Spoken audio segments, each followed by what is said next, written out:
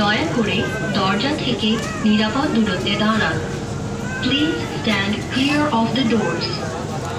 আমরা মেট্রো রেলে অবস্থান করছি, এখন ঢাকা বিশ্ববিদ্যালয় স্টেশন আছে।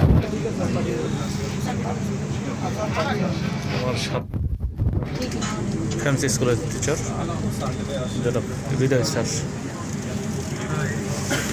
এবং আরও সাথে রয়েছেন আমাদের কাজী শাহাদাত হোসেন স্যার, উদয়ন স্কুলের সহকারী প্রধান শিক্ষক।